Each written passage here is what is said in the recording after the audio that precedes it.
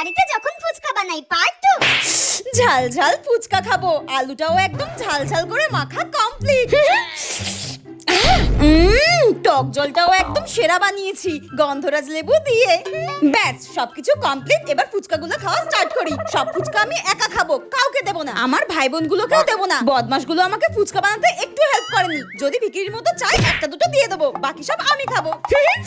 ঝাল ঝাল আলু ফুচকার ভেতরে দিয়ে তারপর টক জলে চুবিয়ে যেন একদম স্বর্গ। কি দারুণ হয়েছে। সব ফুচকা আমি একাই খাবো। এই জুতোগুলো কোথায় গেল?